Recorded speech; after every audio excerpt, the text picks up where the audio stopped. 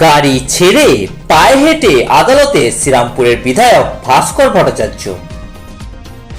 পেশায় একজন আইনজীবী, তাই আদালতে যাওয়া আসা লেগেই থাকে। বিধায়ক থেকে মন্ত্রী, সাথে আইনজীবী, অনেক কিছুই জীবনে অর্জন করেছেন, কিন্তু অহংকার নয়, সাধারণ মানুষের পাশে নিজেকে উজাড় করে দিয়েছেন।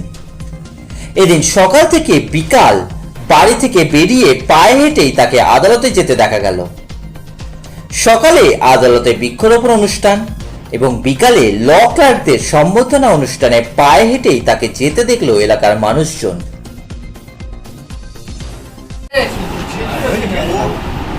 আমার বাড়ি ডিস্টেন্সটা খুবই কম। সকালে আমি এসেছিলাম প্রোটোকল, যদি শুধু এমএলএ হতাম হয়তো আমি এই প্রোটোকলে থাকতাম না, কিন্তু যখন আমি মন্ত্রী হয়েছি তখন আমি একজন রাজ্যের প্রতিনিধি। এনটিটির একটা তফাৎ থাকে সবটা, তো আমি যখন রাজ্যের প্রতিনিধি, রাজ্যের প্রোটোকল মেনে আমাকে চলতে হচ্ছে।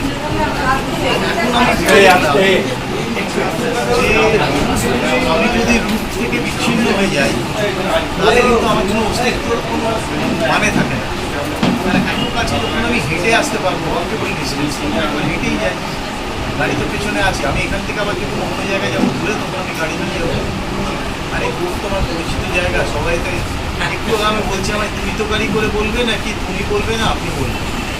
আমি বললাম সেটা তোমাদের ব্যাপার, কারণ আমি বন্ধু, আবার আমি এমএলএ, আবার আমি মন্ত্রী। এখন তিনটে সরকারকে যদি আলাদা করে ভাগ করা যায় তাহলে তারা তাদের বুদ্ধি বিবেচনা করে যেভাবে কথা বলবে আমি সেভাবে কোনো অসুবিধা নেই।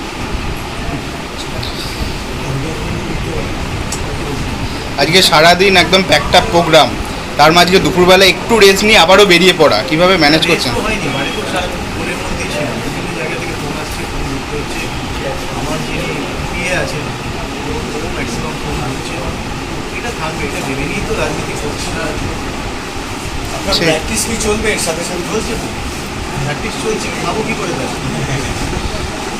আমার প্র্যাকটিস, আমার জুনিয়র আছে, আমার ক্লার্ক আছে, তারা লিখছে।